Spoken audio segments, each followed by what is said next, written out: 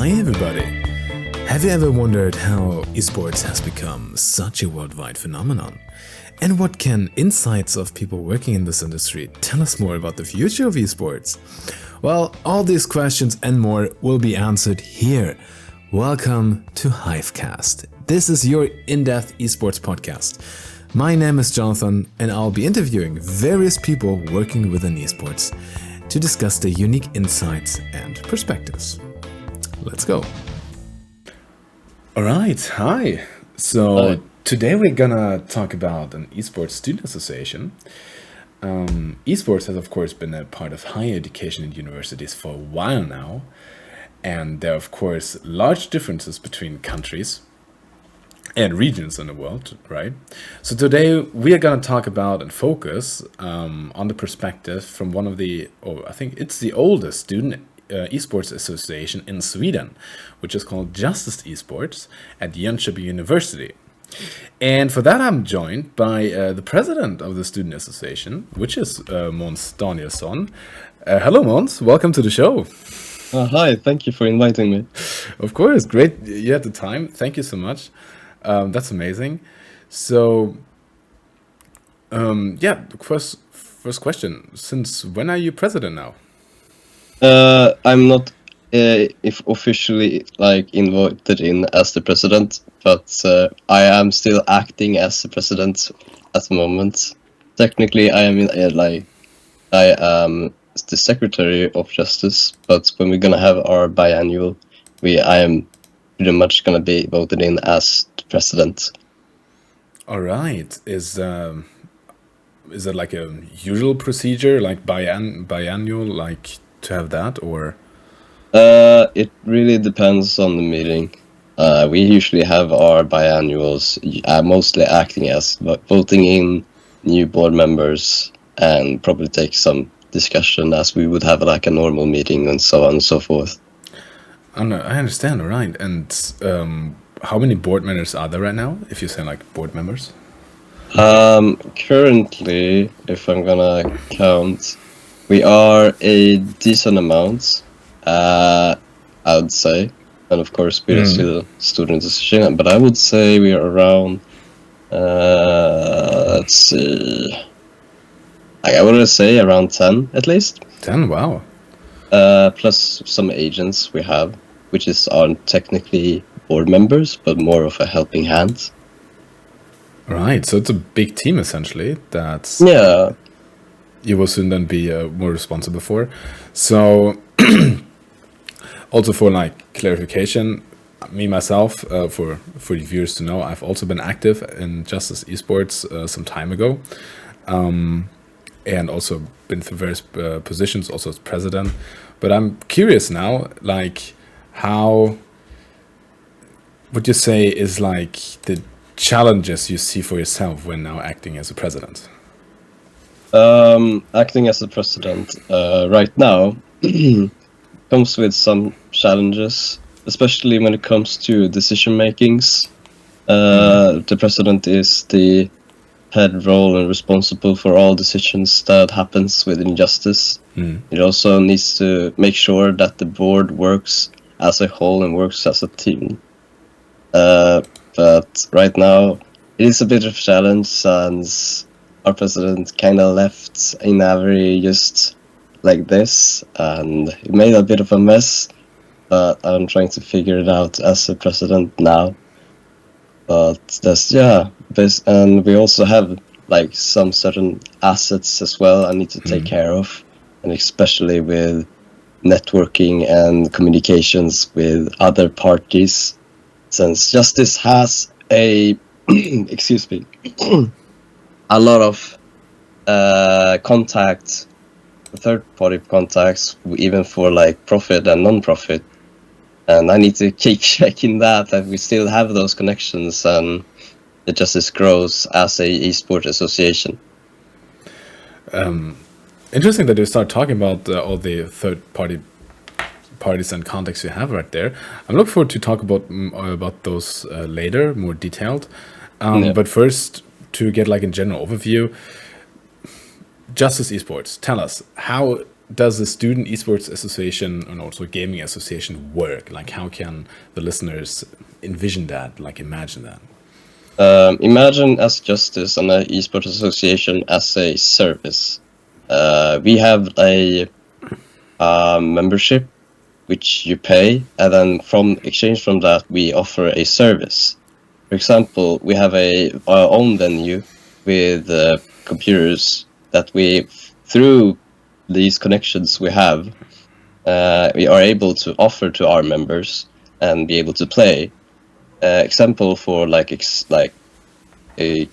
international students that isn't able to bring their computers, since it requires a lot of risks from their side to bring their computers to Sweden or etc., or they just want to hang out, so it doesn't need to be international students. And they can come here when we have our venue open, and then they can play their favorite games. We also offer like competitive teams as well. We assemble players or people from the school, and they can train in the venue and be offered coaching through either third parties or people we find within the school that wants to teach people that is and teaching or playing at a very high level. I understand. So how many teams do you have right now, and in what games? At the moment, I can confidently say we have a Overwatch team. We are around 7 people, including me. I think 8 even, when I think about it. Which is a good number, I would say. They have adopted the method of recruiting as many people as possible to create like an A and B team. And we have a building up a league team as well, and a Valorant team currently. Nice. Is it like difficult to recruit players, or essentially active members to potentially find interest in joining one of the competitive teams? It's an upside, like it goes ups and downs. Sometimes you find really enthusiastic people that wants to join the team, and then they often lose that enthusiasm later on. And I think it's quite important to find the right people as well. It is a challenge at times, especially trying to recruit people for CS2 as much as possible.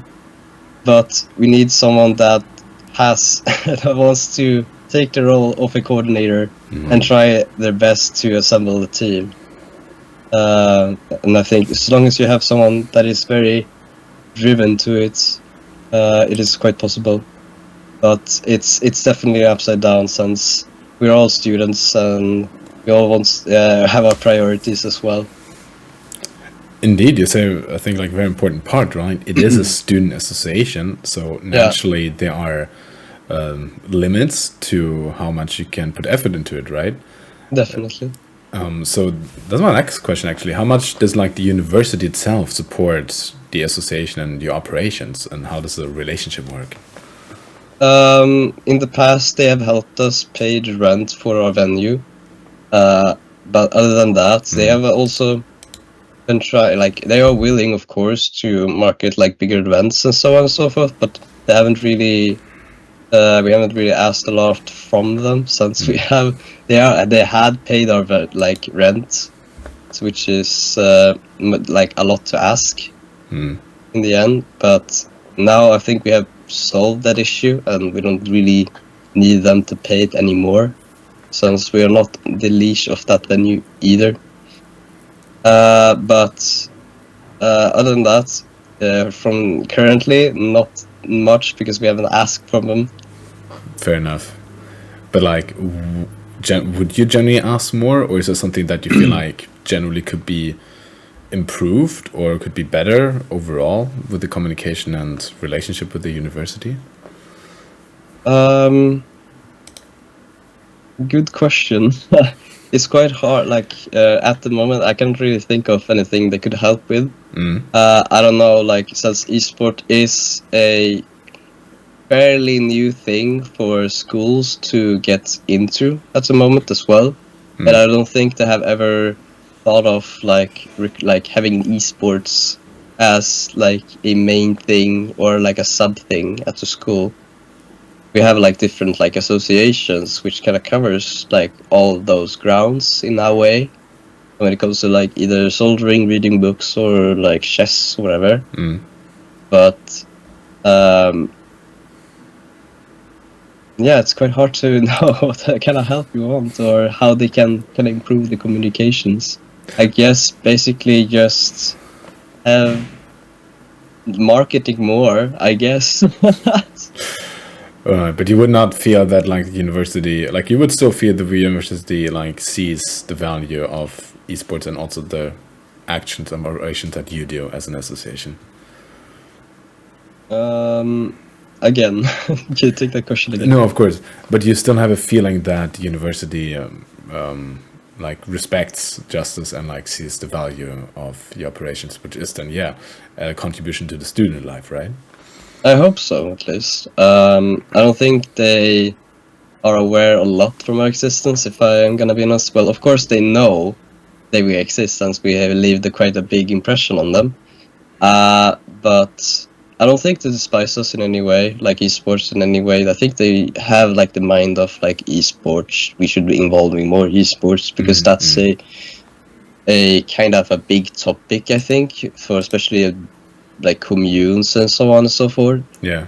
I think they are probably planning it in the future or something. I'll try to reach out to them, especially for our LAN core hack later on, to see if they have anything they could offer and help with. Speaking of which, you mentioned the LAN event. What kind of event is that, and what kind of events do you usually like, or operations do you usually do on a day-to-day basis? On a daily basis, you mean LANs or activities in general? If LANs are on a general day-to-day basis, but LAN sounds like a big thing, so... No, we only have LAN each year, so don't worry about that. Okay, wow. We usually make like different events. Currently, we have done different events at Rio. We usually collab with different associations. Sorry, what is Rio? Right. For those that doesn't know, Rio is a cafeteria in one of the schools. It's you can you can book it and have it different events where you can sell food and sell some drinks there as well.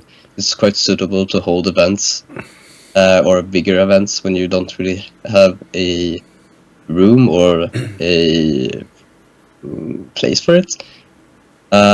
When we usually have collabs with, for example, a board game association called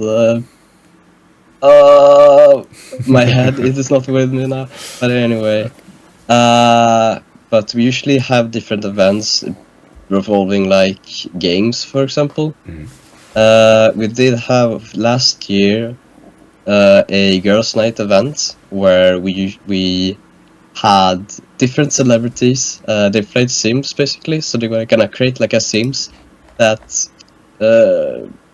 we're gonna look like a celebrity. For example, you could have like Ryan Gosling or I don't know, Sabrina Carpenter, but she wasn't that popular last year, I would say. Now she's and we have also like different tournaments as well, I'd say. I'll try like Smash tournaments or Overwatch tournaments. It really depends how we feel as well. And we have my head is not with me. I can't really think of events we had now, so I'm still a bit sick. But that's usually how we do. We do events that is similar to games and hold like a theme of games or esports. I understand. So it's like a big variety, essentially. Yeah. And then always often like different partners involved, right? To increase the activity or like intense, more like the what's the word? Create more interest or exactly, like for more students to come, right? And also like have some class operations, right? Yeah, like we have collabs to try to lure out some students, because a lot of students see us as a very serious esports association, and it's kind of intimidating at times. But we try to make it as casual as possible by creating these events and creating like I prizes see, to I see. kind of lure them out a bit, and pique interest more. That okay, we're not that serious, we promise. Of course, we have that competitive side, but we also have a casual side. We are all gamers in the end, and we just want to play, I guess. I mean, yeah, it's true, right? After all, if we talk about esports, every esports player is a gamer, right? Yeah. And that's something that connects. Even it doesn't matter if you're like casual or then, of course, competitive. Yeah, I like that spirit a lot. It's essentially like trying to really bring people together, and I totally understand how that people could feel a bit like intimidated by a potential seriousness that arounds the word and concept of esports, right? And you mentioned prices. So how do you get those prices? Like, do you get them yourselves or from sponsors? How does that work? Sometimes we get from ourselves. Like if it's not a big event, like yeah, it's a small like event for a few people. We probably buy some candy from some candy store, or we try to fetch a price from either like we had like a collaboration with Game Effects where they could offer some gaming gear and peripherals for our player or for our members if they competed and won. But yeah, but we'll try to get sponsors or the connections so that we can have these prices, because it feels kind of relevant as a esports association to have. But it really depends on the occasion and event. That's fair enough, right? I guess for bigger events, it's a bit easier, or like more. You rather also want to have perhaps some or bigger prizes. But coming to something that you touched on earlier, of course, when it comes to the partnerships and sponsorships and communication to external partners, how does that work from a perspective of an student esports association, right? Like, is it easy to get connections? Do they take you serious, or is it more like, okay, it's a student association, it's whatever? But like, so how does that work? It could be quite tricky at times. Sometimes it's easier as a student association, I'd say, because some companies, like I don't know, IKEA or like IKEA or I can't really think of it because I don't really send the sponsor sticks and stuff. But it really depends who you go to. But it really helps if you have like different connections that could vouch for you. That okay, we have these connections and we do these kind of events in quite a serious level. It's more of trying to vouch yourself that you just random association that tries to win prizes or like extort anything from you.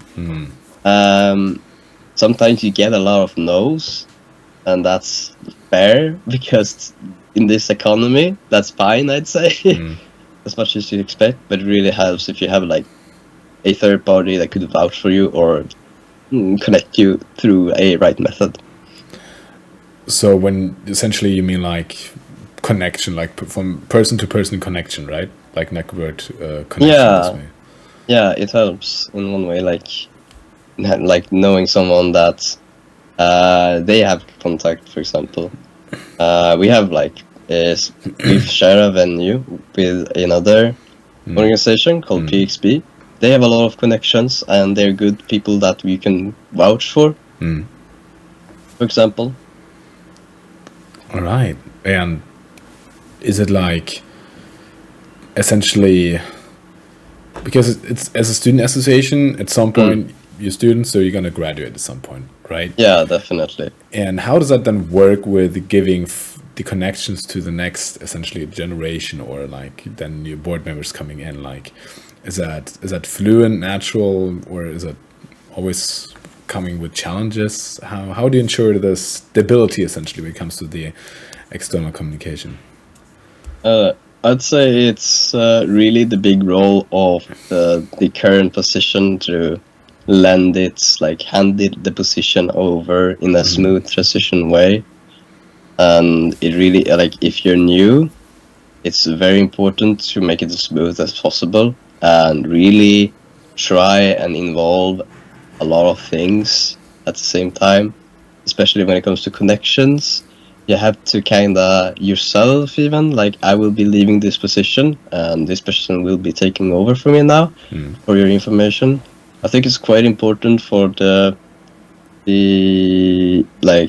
previous position, the previous head, and try to inform as many people as possible to be aware of that and try to handle the contacts and tasks in a smooth and gentle manner. Then that way the association will live quite healthfully. That's very fair. And to also give the listeners a general perspective, we're talking about Justice Esports. How many members do you roughly have? I would say active ones, I'd say around even 50, probably 50, maybe even more. There's still a lot of people that doesn't really know us, and probably still member but doesn't really go to our events or not. It's quite hard to say, but the school has going to use a app called HitTrack more, which is able to track members in a more and better way than we previously had. So we're gonna probably be getting more memberships next semester probably, so we'll see. All right, which would then also make it easier to monitor, I assume. It's easy to monitorize and easy to sell stuff like tickets and events and market stuff and announce stuff. Okay, nice. Great that the school then, supports the associations in this kind of structural way, right? Make it easier for you guys. And for yourself, you also know president of Justice. Since when are you in Justice yourself? When did you join? I joined 2021, I believe. I joined it, I think, through Kickoff. At the time, you guys were in a tent with some Nintendo Switch and I believe a Xbox Classic. I remember there was a guy called William that is really good at Guitar Hero, and if you were able to beat him, you would win a patch, or I don't remember, membership. I don't remember, but it was too good. You can't really beat that guy. I'm gonna be honest, unless if you played Guitar Hero throughout your whole life. But I felt I like games, and I really like this association, and I believe it's very cool and it has a lot of potential. So I became a member and joined all of their events throughout the whole semester, and then in the end I wanted to become a board member later, and then here I am. There you are, essentially. So starting from as a interested guy in games and just joining the association, the events, and then going all the way up to the board. I've climbed throughout the positions. But I was on the board myself at that time that you mentioned, and also remember William. He was best Guitar Hero player ever. Also really good at fighting games. No, he was crazy. Yeah. I don't because since there were a lot of students, I don't quite remember you. I remember you then from later of some of the events, of course. But that first kickoff event, for you guys know, it is of course a big part in the beginning of a university year for the new students, right? Where the committee is responsible for that, organize huge kickoff events for new students, and this was one of the things essentially. Really fun, really big thing in Sweden. And to go further, for you, what in general, what's got you interested in esports? How does that connection work for you? I basically grew on me since I joined Justice, since I wasn't really aware of how big potential esport could be and have. Yeah. And Justice kind of shown me that through like all of the connections I have, people that I've spoken with that is really enthusiastic with it and really passionate about it, and legit is selling their souls for it almost, and working really hard for it. And it really shows me that you can really go far when it comes to esport, and there's actually like a scene for it. There's people paying money for it. Like, it's crazy. It really opened my eyes for it. It's very huge, right? And it's Yeah.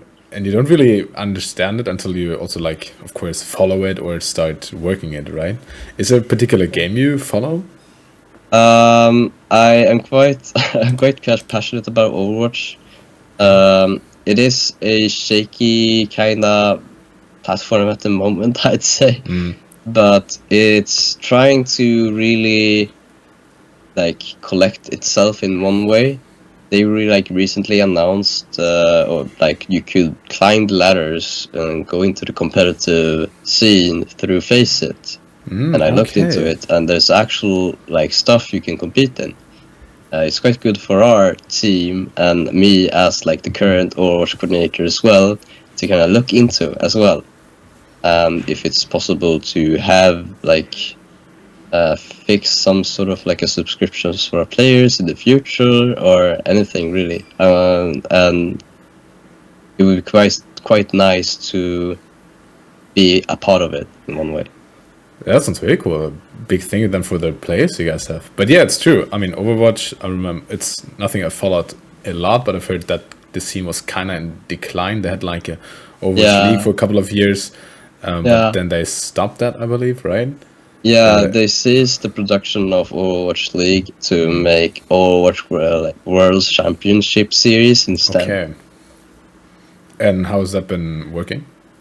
I'd say it's been working good. They had their second world I think it's called OVCS this Stockholm during the DreamHack as well. And some of Justice was working there as well with Phoenix Blue. And I got to see one of the players, like one of the competitive teams play there, and it was quite a fantastic scene, if I'm gonna be honest. They really put like a lot of effort into creating that scene in Stockholm, at Stockholm Mässan. Okay, impressive to hear. And also, of course, DreamHack then like a big thing, right? A lot of people gonna be there. Really great to increase the viewership, right? Just like the attraction around it.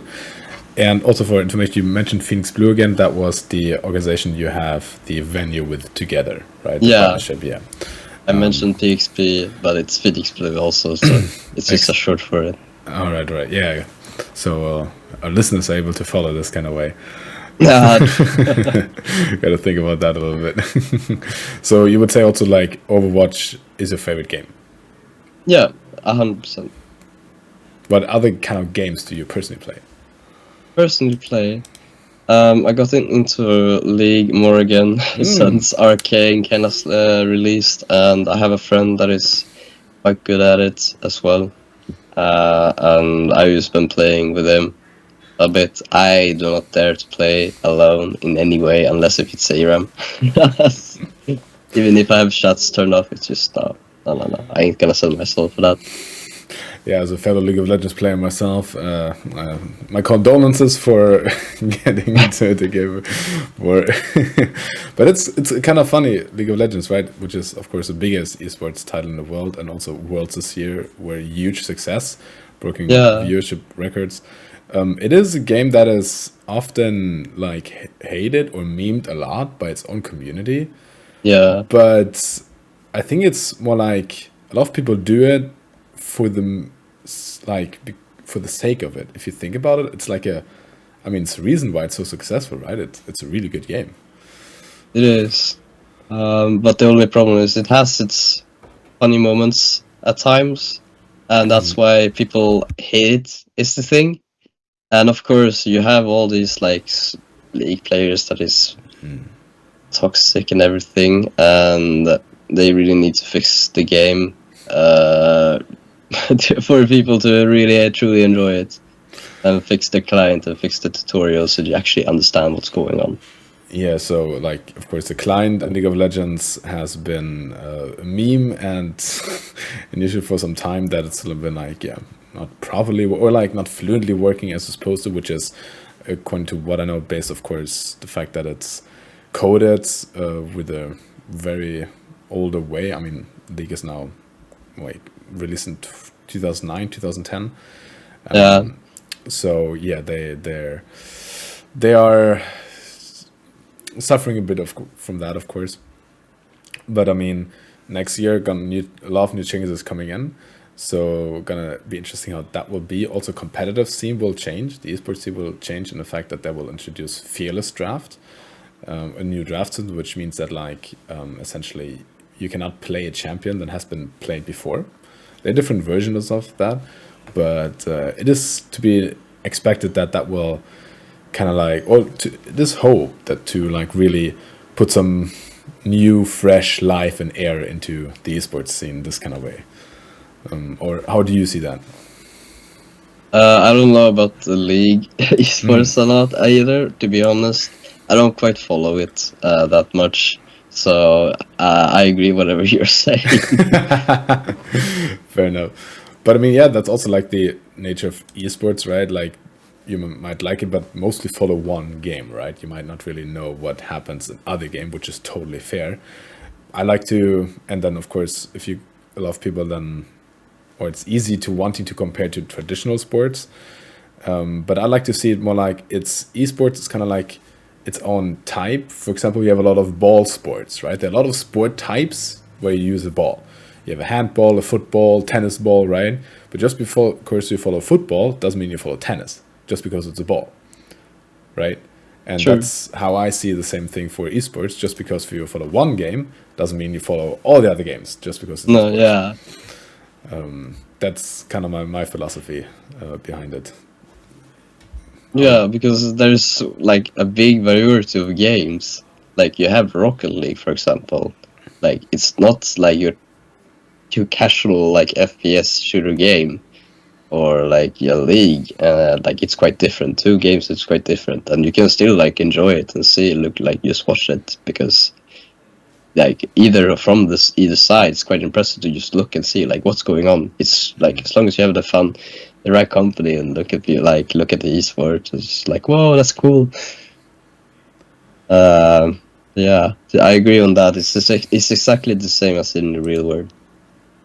Which is also like another big difference for me is, of course, always the fact that games, when you have then a competitive scene or something, and when it comes to the rule set and everything, it is always owned by a company, right?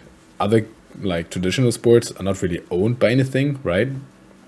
So, which just creates a natural difference in that regard. Is that something you see? How do you think about that? Do you think that's can arouse potential problems, or do you think it's like is not a problem, or has, yeah? How do you think about that? If a game if a game is being owned by a company, it brings a lot of like options. Like it opens a lot of options, but it also closes a lot of options, because now it's under like a new leadership in one way. For example, if a game was developed by like a small group of people, might classify as a company just to earn some income or anything, it creates also a lot of limitations, because the game also represents the company, and you kind of have to kind of decide like you cannot put these kind of things because of our sponsors, or the CEO doesn't like it, or anything really. But it also brings a lot of potential that it could fix a lot of issues with the game. It could also bring it to a higher level of like esports. It could offer like scenes to play, like for players to play in. I'd say it has its ups and downs. It really depends on how the company can handle like a game in this one way. It just doesn't buy it because of its popularity. Like the good example I would say probably is Helldivers, when it got bought up by I think PS5 or whatever, PlayStation. it really brought the player count quite far down. Oh, okay. Because you had to connect a PlayStation account to the game. And they made a lot of decisions that people didn't like. So it really depends. It really depends, really, I'd say. Interesting, because like I didn't know about this Helldivers 2 example, but yeah, indeed, it shows very well like the one of the downsides essentially. And of course, when we also talk about esports, it's like esports itself, from a company perspective, is marketing, right? It is, yeah, it's basically marketing, and marketing in itself is quite dangerous because they might promise a lot of things, but doesn't really, but developers might be not able to deliver that expectation. And especially like, because marketing, which is like then department which can, well, where a lot of money can be invested in, right? But then at some point, company might say for financial reasons, okay, well, we have to turn down our marketing budget a little bit, or at least that part, which then, if, of course, you're talking about esports, then might have that part suffering a little bit, right? Yeah, it could be. Like without marketing, like I think it's quite hard to know if there is gonna be a tournament. It's quite important for like people to know and really have like, oh, this is gonna be like a very big thing. Like they're gonna really like emphasize that this tournament is gonna be very big. They usually bring like prize pools, like how big the prize pools is, what teams are gonna play, and like the scenes and like finals or semi-finals, and they can bring in like what is it called? What is like when Worlds come out? They have like you can guess which teams. Oh yeah, the pick'ems. Pick'ems, yeah. Like you can have like pick'ems and stuff, and you can get the rewards from it.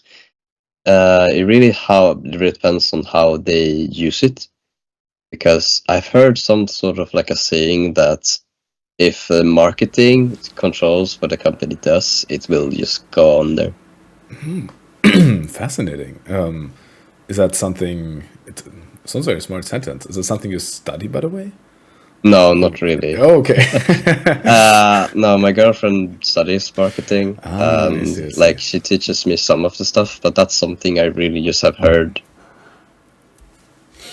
Fair enough. Fair enough. I mean, you know, of course, as a acting president, we gotta take sources of wisdom from wherever you find them, right?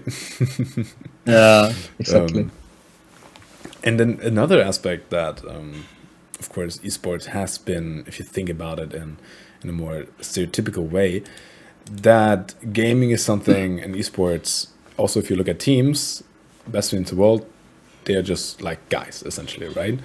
So there's a question of equality in esports, and how do you think about that, and how does it work for student esports associations, where, of course, you know, we want to attract as many students as possible, right?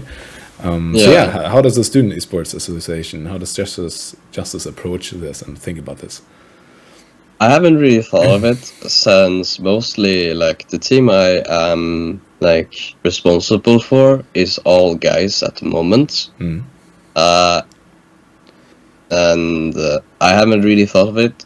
I think for a moment I'd say I'll allow mixed either way, but I haven't seen a lot of requirements for there have to be like a female league or a male league. I think it's more of when it comes to like a higher ladder of theirs already, like because esport is a sport, and there should be then like female and male leagues because of it, even if it's like brain capacity either way.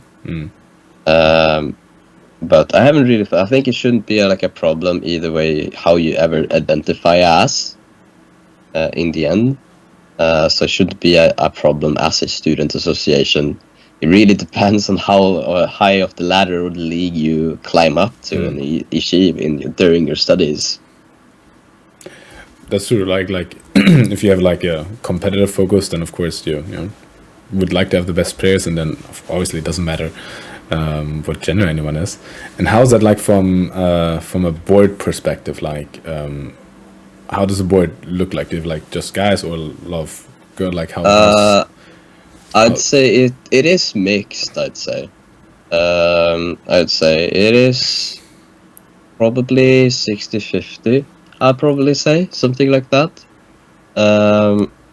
Which is it's really good because it really shows that there are people that identify as females or girls that is quite interested in esport, but the problem is mostly for them is they don't really dare to, or esport is intimidating in one way, so they don't really, I don't know, really dare to, or they're not even like esport or gaming fans to begin with at all, but it's like wants to get into it, which is like for us, it really doesn't matter if you are like a gamer at all or you play games at all. If you just play games on your phone, it's a matter of your passion and enthusiasm in the end, and how much you care about the board and if you want to learn anything from it.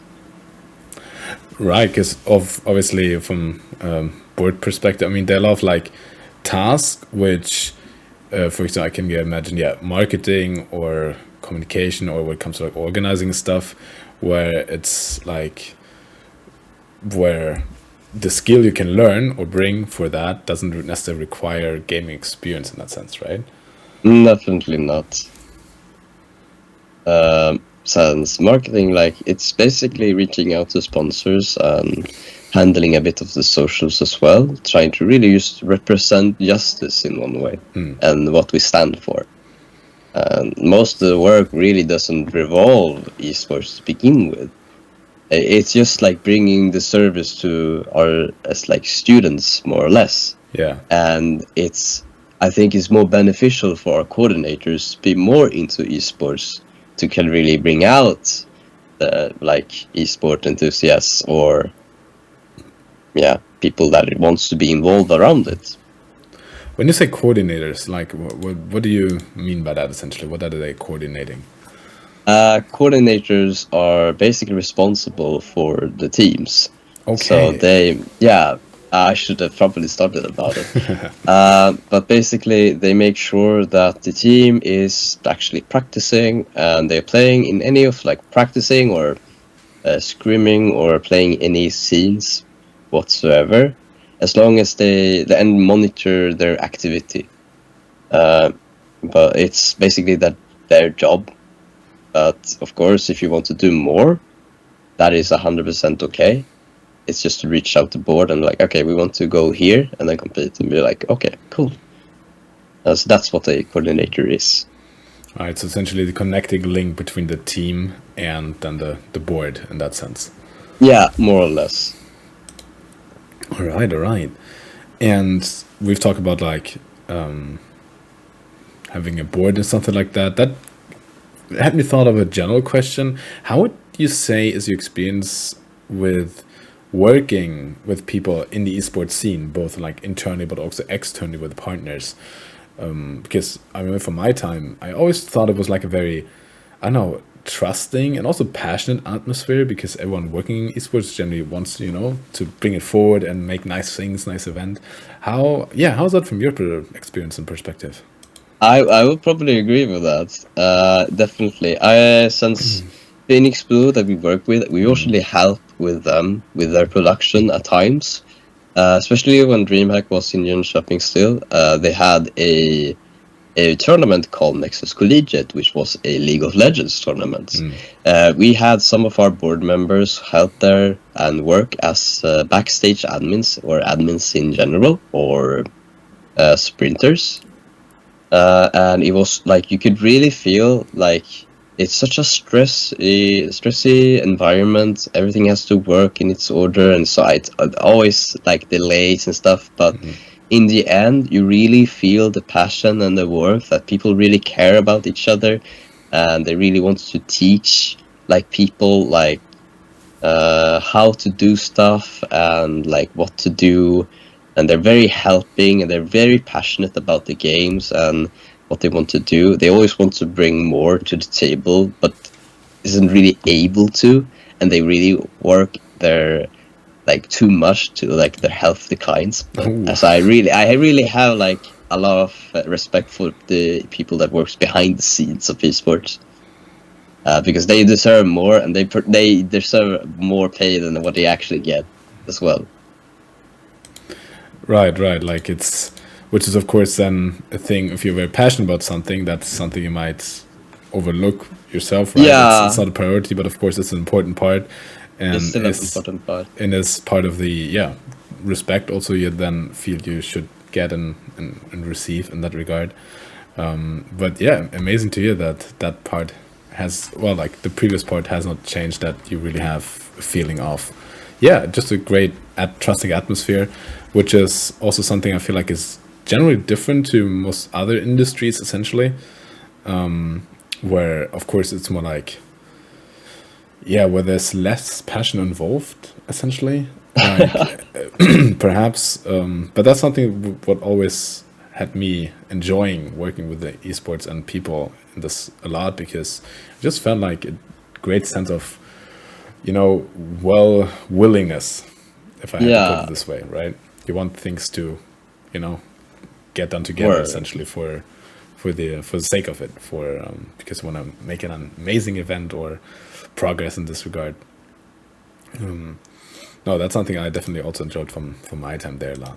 So great to see and to hear that it's that hasn't changed working nowadays.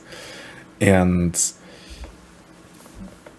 then I also have a general question. So since you've been now, then you said you started in Justice 2021, and obviously now I yeah. have done, well, no, 3 years essentially. Of course, when esports is still, even though it's an established thing, it's still definitely growing. What would you say are like some great learnings you had for yourself regarding working in this field and being active also then now as a president, essentially? Yeah, what are some great or like key learnings perhaps that you would identify? What I've at least learned, um, well, like you get to meet a lot of amazing people to begin with, and you kind of understand that when you watch the live streams, there are a lot of people like working the behind scenes, especially when it comes to worlds and like bigger scenes as well. And I really understood that esport is a still growing thing, and it always is like evolving in one way. It's still like fairly new, and it's not really that established, and there's no really rules, like ground rules for how it should be run. And like you learn a lot of different things. I can't really bring like examples right now, but it really like makes me think and wants to like do something similar. Like it's a sparked something from me, and it makes me want to work with like certain these events to really like, it's a very easy way to connect with people, like learn like what people that knows like a lot of tech, like who to contact. Then if you have like, oh, I want to go into streaming, for example, they know exactly what to do, they know everything about it. So that's basically what I learned. If you want to learn, like wants to meet a lot of amazing people that works with esport and has a similar mindset, just work with like productions or anything, really something small, and then grow something big out of it. Right, because it's like there's a lot of parts that you can, or specific fields that you can work within, right? Within this universe, world of esports, right? You mentioned production, but there's of course, yeah, gaming itself, right? It's organizing, a lot of parts really. So interesting that that you name all of these, and I understand also then it's like difficult to pinpoint a few specific things, because of course it also depends on the people, but it's guaranteed that you're gonna meet people and amazing people, as you said.